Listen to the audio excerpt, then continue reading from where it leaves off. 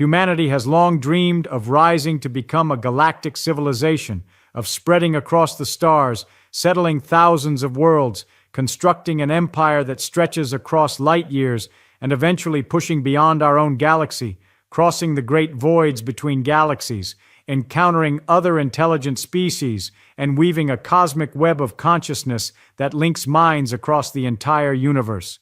This is the stuff of science fiction and space opera, the vision that fuels our drive to explore, that inspires new technologies, that makes us gaze into the night sky and picture futures where humanity is no longer bound to a single planet, a single solar system, or even a single galaxy, but scattered across the cosmos, unrestricted, free, masters of space and time.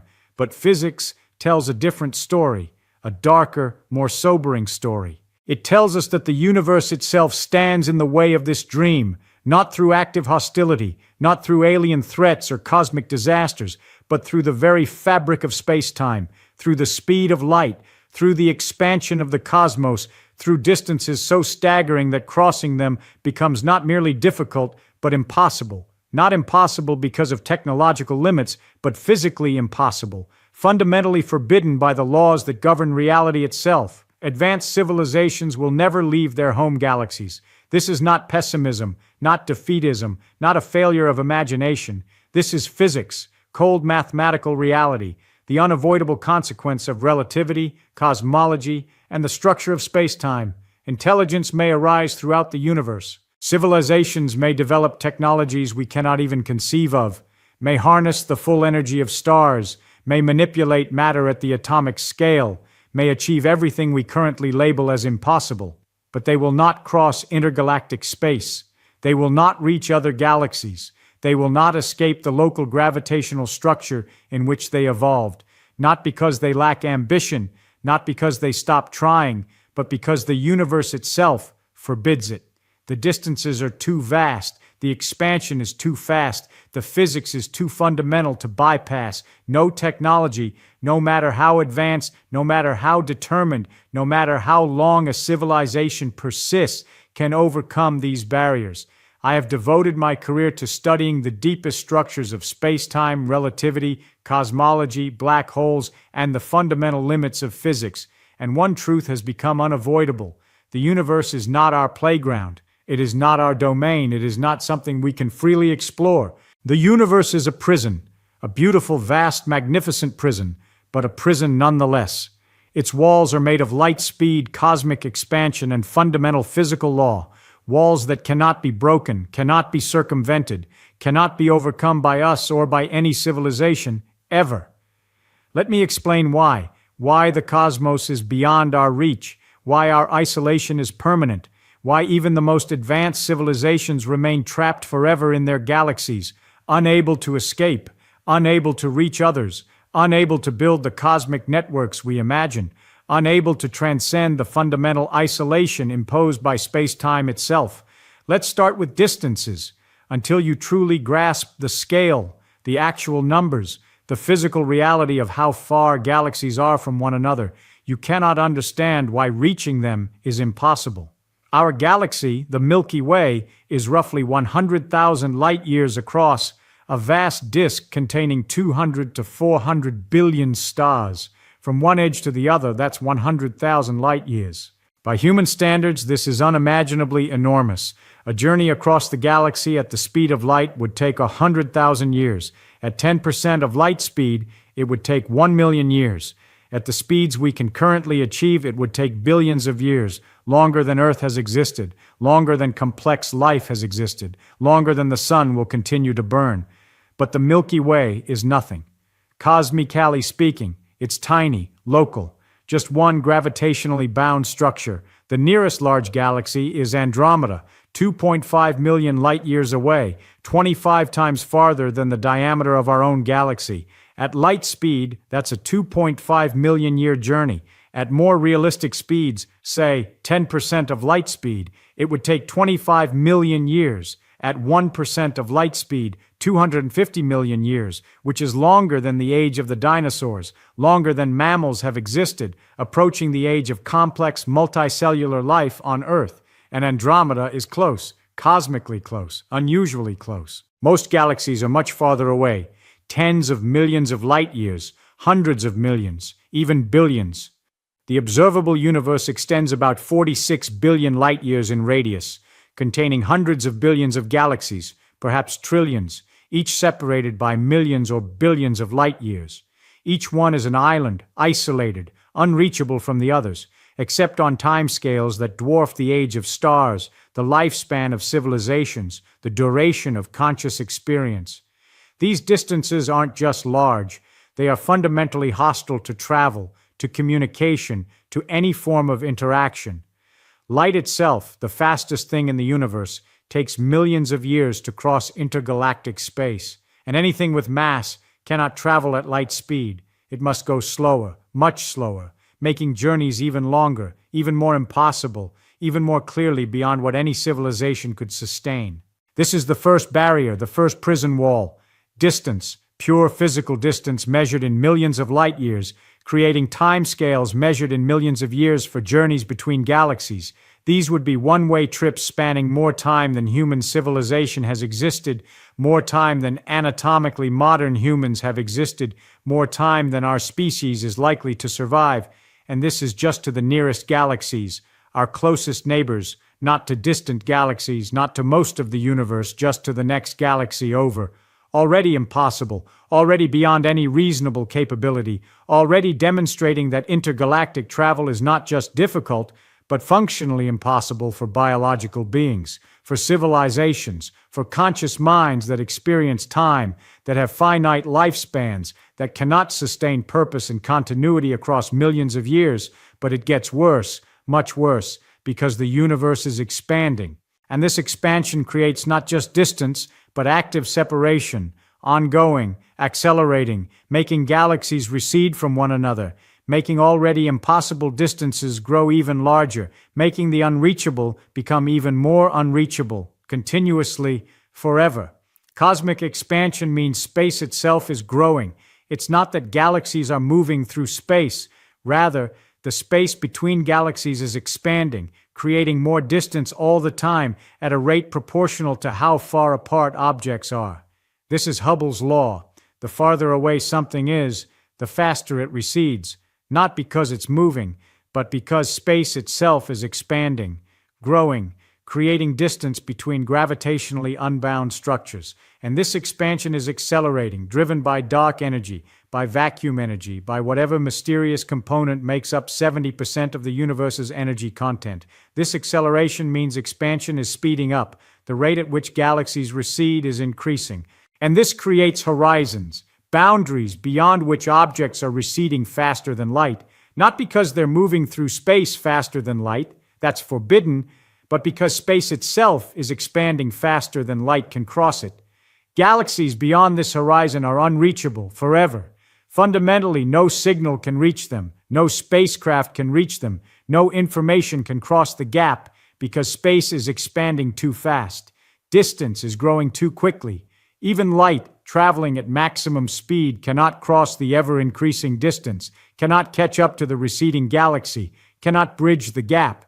The galaxy fades, redshifts, dims, and eventually crosses the horizon, gone forever, causally disconnected, a part of reality we cannot access, cannot reach, cannot ever know about except through the fading light, the final photons, before the horizon claims them. This is happening right now. Galaxies are crossing the horizon, being carried away by accelerating expansion, disappearing from view, becoming permanently inaccessible. In the far future, after trillions of years, only our local group will remain visible, our gravitationally bound neighbors, Andromeda, Triangulum, a few dozen other galaxies. Everything else will have crossed the horizon.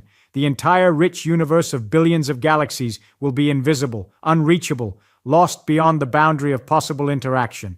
And even our local group, even these nearby galaxies, are difficult to reach. 2.5 million light-years to Andromeda. At 10% of light speed, that's 25 million years. A journey requiring sustained effort, sustained infrastructure, sustained purpose across time scales longer than species typically exist. And these are the only galaxies that won't be carried beyond the horizon, the only ones a civilization could even theoretically reach. And reaching them requires crossing distances and timescales that dwarf human experience, human history, human civilization, everything else. Every other galaxy in the universe is becoming unreachable, not just difficult to reach, but impossible, forbidden by the expansion of space, by the acceleration driven by dark energy, by the fundamental structure of cosmology. Civilizations are trapped, not necessarily in their individual galaxies, but in their local gravitational groups, unable to reach beyond, unable to cross the expanding voids, unable to overcome the barrier created by accelerating cosmic expansion. Now let me talk about energy, because even if we ignore cosmic expansion and consider only the local group, the energy required for intergalactic travel is staggering, beyond what any civilization could plausibly achieve, beyond what physical law permits sufficiently, beyond what makes sense given the resources available even to advanced civilizations. Accelerating to 10% of light speed requires enormous energy, about 0.5% of the object's rest mass converted entirely into kinetic energy. For a spacecraft with a mass of 1 million kilograms, about 1,000 tons, you would need roughly 500 kilograms of matter converted entirely into energy, through matter-antimatter annihilation perhaps, or fusion, or some exotic process we haven't discovered. This is already extraordinary, beyond current technology by orders of magnitude, requiring perfect efficiency, perfect conversion, perfect utilization of every joule. And 10% of light speed is slow, cosmically slow. It takes 25 million years to reach Andromeda, most of that time coasting. But you also need energy to decelerate, to slow down and arrive, not just pass through at relativistic speed, but actually reach the destination in usable form. So double the energy, 1,000 kilos of matter converted to energy, 1% of the spacecraft's mass, just for fuel, assuming perfect efficiency, perfect conversion, perfect everything. And this is for one spacecraft, one small payload crossing to one nearby galaxy, to Andromeda, not to distant galaxies, not to most of the universe, not with a large payload, not with many spacecraft, just one small vehicle requiring energy equivalent to converting 1% of its mass into pure energy with perfect efficiency. This is extraordinary, likely impossible, certainly beyond anything we can currently imagine achieving, and it assumes perfect efficiency, no waste, no losses, perfect conversion of mass to energy, perfect transfer to kinetic energy, perfect deceleration. In reality, efficiencies are never perfect, never even close. Rocket equations impose exponential penalties. Fuel must accelerate fuel, must decelerate fuel. The mass ratios become absurd. The energy requirements grow beyond any plausible capability. The only way to even theoretically achieve this is through technologies we don't have, don't know how to build, and that might not even be physically possible. Antimatter production requires more energy than it releases, a net loss. Perfect matter-antimatter annihilation is theoretical, never demonstrated, and likely has inefficiencies. Fusion requires specific fuels, specific conditions, specific geometries, and even perfect fusion provides far less energy per kilogram than matter-antimatter annihilation, making the fuel mass even larger, the energy requirements even more absurd, the whole endeavor even more impossible. An advanced civilization could harness stellar energy, build Dyson structures, capture a significant fraction of a star's output. This is Kardashev Type 2, perhaps achievable, perhaps representing the ultimate capability of a technological civilization. Such a civilization could theoretically power intergalactic spacecraft, could accumulate energy over centuries or millennia, could launch vehicles with payloads accelerated to significant fractions of light speed. But even Kardashev Type 2 civilizations are limited. One star provides about 4 × 10^26 watts. Enormous, but finite, and accelerating even one modest spacecraft to 10% of light speed requires energy equivalent to converting tons of matter for a one-way trip to Andromeda. One vehicle, one payload, not a fleet, not a colonization mission, not continuous traffic, just one launch, one journey, one arrival, and it takes 25 million years, longer than the civilization will likely persist in recognizable form. This is why intergalactic travel is impossible, not just difficult, but impossible. The energy requirements exceed what civilizations can plausibly accumulate. The timescales exceed what civilizations can plausibly maintain. The infrastructure required exceeds what makes sense. What provides return on investment? What justifies the enormous expenditure, especially when the destination is another galaxy similar to your own, containing similar stars, similar planets, nothing there that you don't already have, nothing justifying the unimaginable effort, the unimaginable cost, the unimaginable sacrifice of sending something across millions of light years at enormous energy expense for journeys lasting millions of years. Now let me talk about time dilation. This is often cited as a solution, a way around the timescale problem. Time passes more slowly for travelers approaching light speed, so a journey that takes millions of years from Earth's perspective might take only thousands or hundreds of years from the traveler's perspective, making the journey survivable, endurable, possible for beings with finite lifespans. But time dilation doesn't solve the problem. It shifts it and makes it worse in some ways. Because while travelers experience less time, the outside universe experiences the full duration. Millions of years pass on Earth, on the home civilization.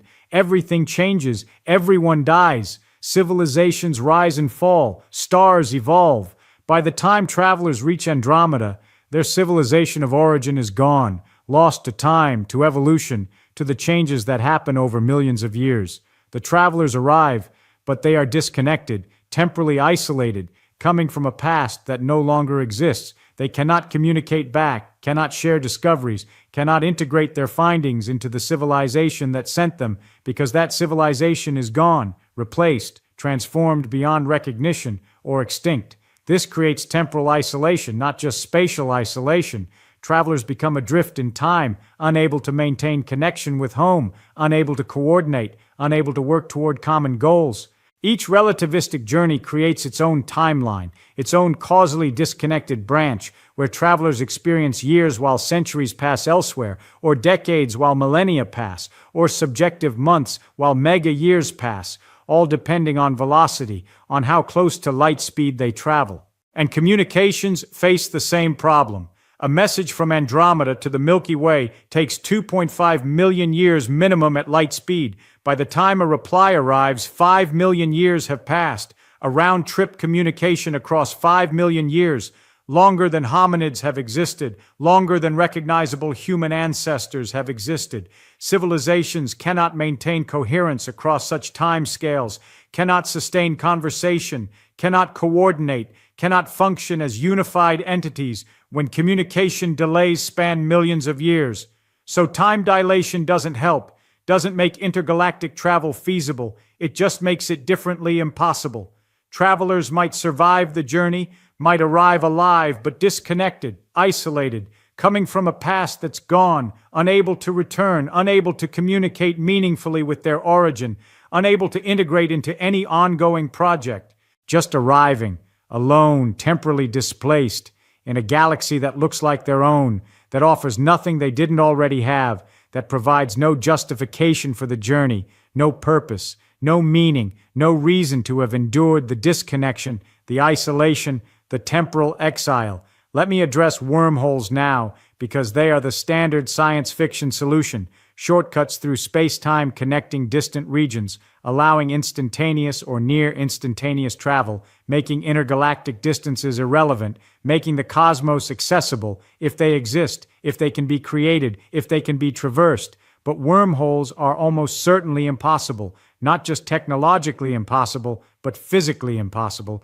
forbidden by the structure of space-time, by the requirements for stability, by the need for exotic matter, by fundamental limitations that likely make traversable wormholes inconsistent with the laws of physics. Wormholes are solutions to Einstein's equations, mathematical structures allowed by general relativity, connecting two regions of space-time through a throat, a tunnel where you enter one mouth, travel through the throat, and exit from the other mouth, potentially light years away, potentially instantaneously if the throat is short. This is mathematically possible. Solutions exist, but mathematical possibility does not mean physical possibility. The problem is stability. Wormholes collapse. The throat pinches off faster than light can cross it, preventing anything from traversing. To keep a wormhole open, to make it traversable, requires exotic matter, matter with negative energy density, violating energy conditions, creating repulsive gravity, holding the throat open against collapse.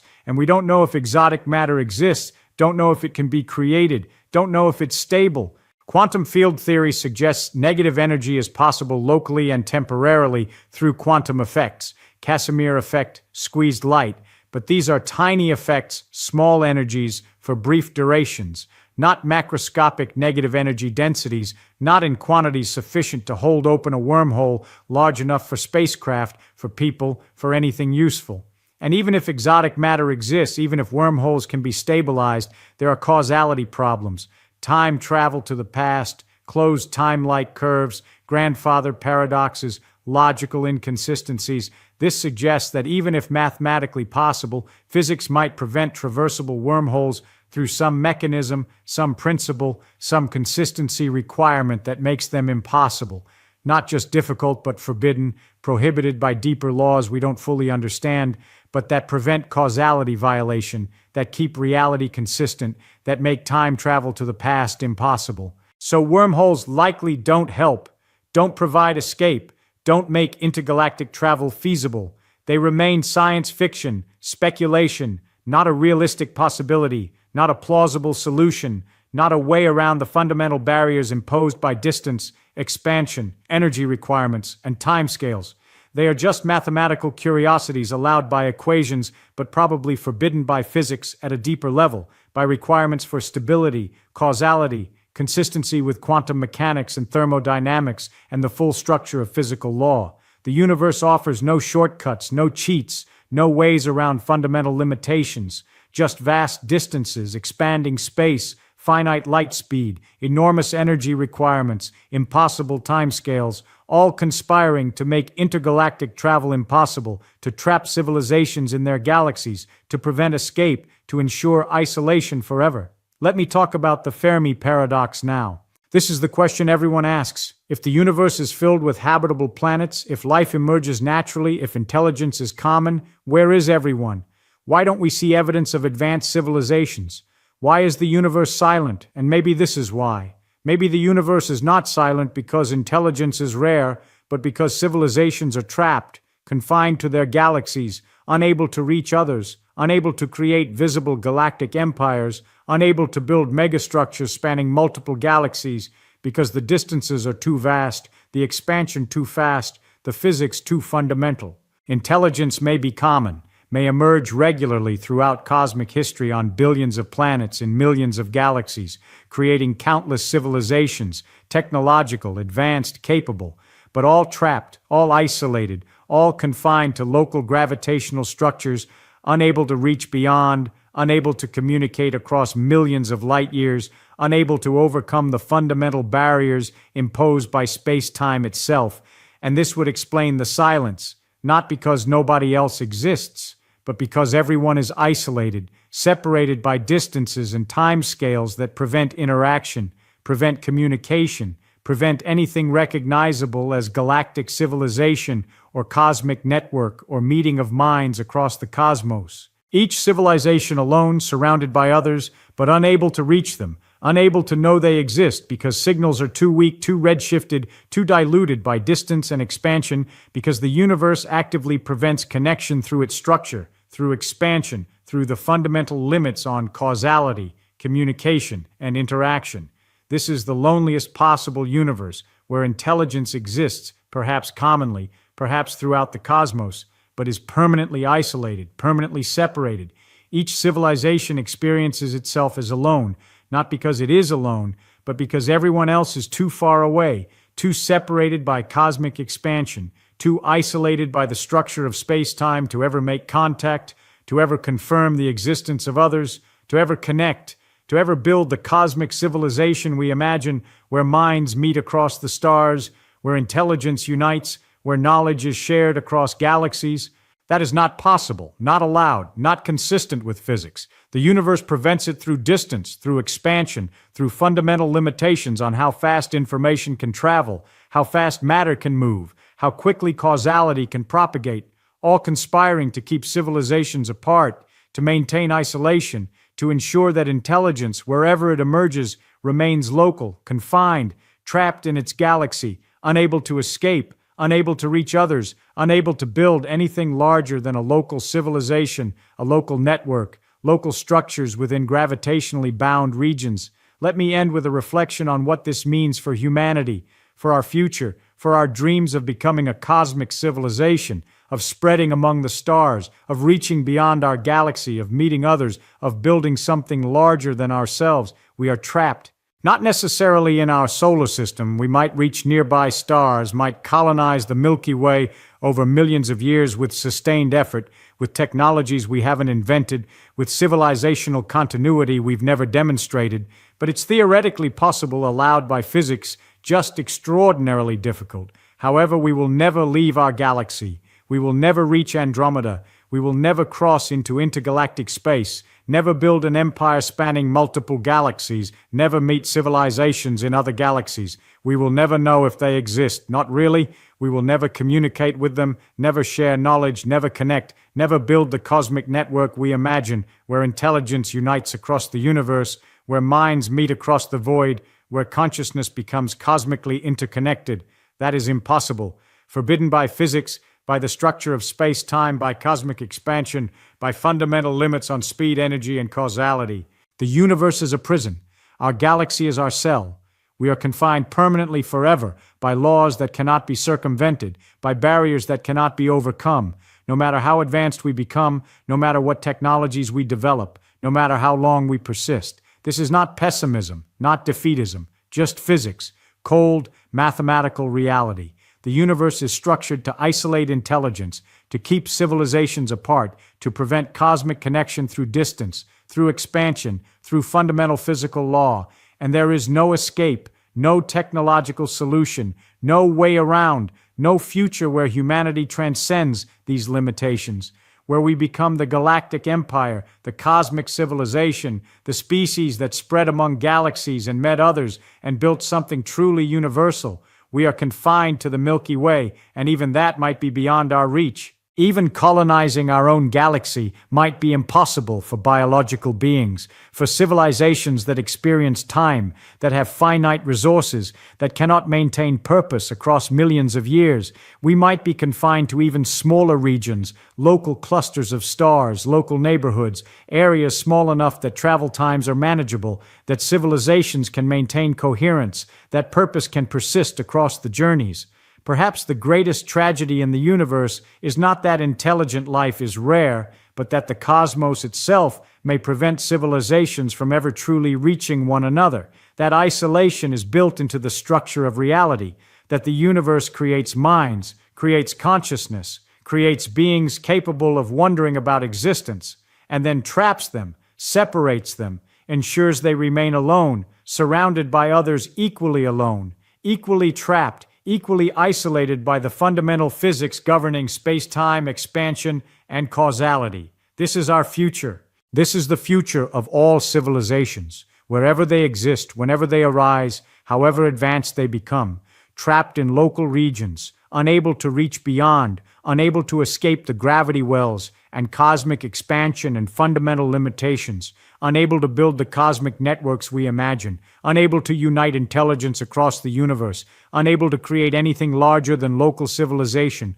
local knowledge, local meaning, in a cosmos that contains countless others, all equally isolated, all equally unable to connect, all equally imprisoned by space-time itself. We may someday discover that countless civilizations exist throughout the cosmos, through better telescopes, better analysis, indirect evidence, signals we finally learn to detect, biosignatures, technosignatures, any of the methods we're developing, and we will confirm what we suspected, that we are not alone, that intelligence is common, that consciousness emerges throughout the universe. But we will also discover something more disturbing, more final, more absolute, that the laws of physics ensure they remain forever beyond our reach, that we can observe but never visit, detect but never contact, know they exist but never communicate, never meet, never share knowledge, never connect in any meaningful way, separated by distances too vast, by expansion too fast, by physics too fundamental, forever, permanently, irreversibly trapped in our respective galaxies, looking out at each other across millions of light years, knowing others exist, but knowing equally that the cosmos itself prevents us from ever truly reaching one another. That is the universe we live in. That is the future that awaits. That is the prison we cannot escape. Beautiful, vast, magnificent, but a prison nonetheless, where intelligence is trapped, where consciousness is isolated, where the dream of cosmic civilization dies against the cold mathematics of space-time, of relativity, of cosmic expansion, of fundamental physical law, forever.